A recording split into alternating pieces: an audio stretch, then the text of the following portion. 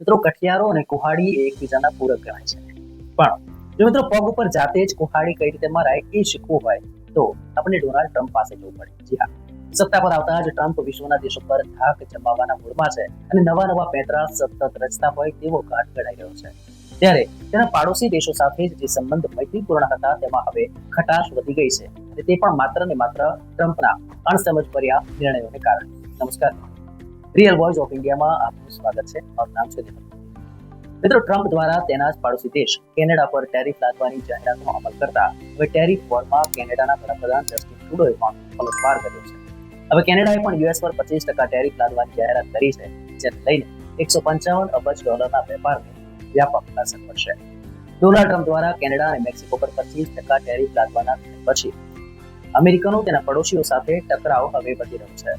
કેનેડાના વડાપ્રધાન જસ્ટિન ટ્રુડોએ પણ $155 અબજ યુએસ આયાત પર 25% ટેરિફની જાહેરાત કરી છે, કે ક્યાંક કોલ્ડ વોરમાં પરિણમી શકે છે.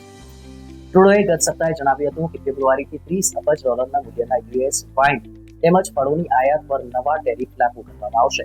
$125 અબજ આયાત પર બાદમાં ટેરિફ લાગુ થશે. મંગળવારથી કેનેડાથી થતી આયાત પર પણ યુએસ ટેરિફ લાગુ કરવામાં આવી રહ્યા છે. આ પહેલા ડોનાલ્ડ ટ્રમ્પે 1 ફેબ્રુઆરીથી કેનેડા તેમજ મેક્સિકો પર 25% ટેરિફ, ચીન પર 10% વધારાનું ટેરિફ લાગ્યું હતું. ટ્રમ્પે કહ્યું હતું કે અમારી ધમકીઓ ફક્ત સોદાબાજી માટે નથી, આ ત્રણેય દેશો સાથે અમારી વેપાર ખાત ખૂબ જ વધારે છે. ટ્રમ્પના ટેરિફ લાદવાના નિર્ણયથી મેક્સિકો સરકાર પણ હવે જવાબી કાર્યવાહીના મૂડમાં છે. તેણે પણ જવાબી કાર્યવાહી કરવાની જાહેરાત કરી દીધી છે. આ તરફ મેક્સિકન રાષ્ટ્રપતિ ક્લાઉડિયા શિનબામે જણાવ્યું હતું કે તેમણે તેમના અર્થતંત્ર મંત્રીને જવાબી ટેરિફ તેમજ અન્ય પગલાં લાદવાનો નિર્દેશ આપ્યો છે. તેમણે ટ્રમ્પના મેક્સિકો ગુનાહિત સંગઠનો સાથે જોડાયેલા આરોપોને સ્પષ્ટપણે નકારી કાઢ્યા છે અને કહ્યું છે કે સમસ્યાઓ ટેરિફ લાદવાથી નહીં પરંતુ સહયોગથી ઉકેલાય એ જરૂરી છે.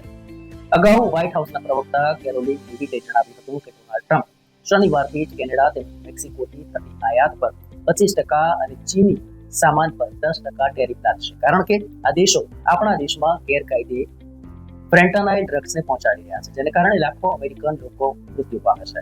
I saw that report and it is false.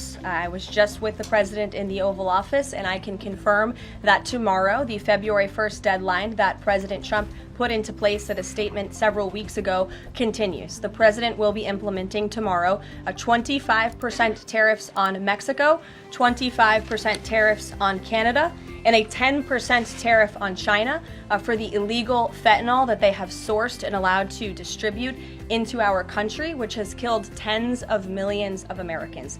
જો કે અમેરિકાના આરોપોને શિનબામે નકારી કાઢ્યા હતા અને કહ્યું હતું કે જો યુએસ સરકાર ફેન્ટાનાઇલનો ઉપયોગ બંધ કરવા માંગતી હોય તો પછી તેણે તેના રસ્તાઓ પર ડ્રગ્સના વેચાણ અને મની લોન્ડરિંગ સામે પગલાં લેવા અત્યંત જરૂરી થઈ પડશે. શિનબામે દાવો કર્યો હતો કે છેલ્લા 4 મહિનામાં તેમની સરકારે 40 ટનથી વધુ ડ્રગ્સ જપ્ત કર્યું છે, તો 20 મિલિયન ફેન્ટાનાઇલ ડોઝનો સમાવેશ તેમાં થાય છે અને 10,000થી વધારે ગુનેગારોની ધરપકડ કરવામાં આવી છે. કેનેડા અને મેક્સિકો સાથે યુએસનો ફ્રી ટ્રેડ એગ્રીમેન્ટ ઉલ્લેખનીય છે કે અમેરિકનો કેનેડા તેમજ મેક્સિકો સાથે ફ્રી ટ્રેડ કરાર સાથે જોડાયેલા છે. આ હેઠળ આ દેશો વચ્ચે કોઈ પણ પ્રકારની આયાત નિકાસ પર કોઈ ટેરિફ નથી. ટ્રમ્પે તેમના પાછલા કાર્યકાળ દરમિયાન મેક્સિકો અને કેનેડા સાથે ઉત્તર અમેરિકન ફ્રી ટ્રેડ એગ્રીમેન્ટ એટલે કે નાફ્ટા પર હસ્તાક્ષર કર્યા હતા, પરંતુ હવે તેઓ જ આ મુદ્દે ફરી ગયા છે. આ ત્રણેય દેશોએ 2023માં અમેરિકા પાસેથી $1 ટ્રિલિયન એટલે કે લગભગ 85 લાખ કરોડ રૂપિયાથી વધુ માલ ખરીદ્યો હતો, તો $1.5 ટ્રિલિયન વધુ મૂલ્યનો માલ વેચવામાં આવ્યો હતો.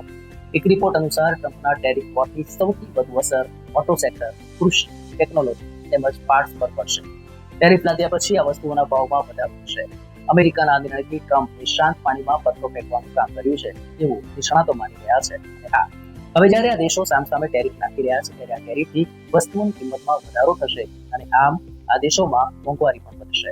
આ ઉપરાંત આ દેશો વચ્ચે ખાટા સંબંધ વધારે મજબૂત થશે અને કેટલાક ક્ષેત્રમાં તેને કારણે આ દેશોને નુકસાન પણ પહોંચી શકે છે.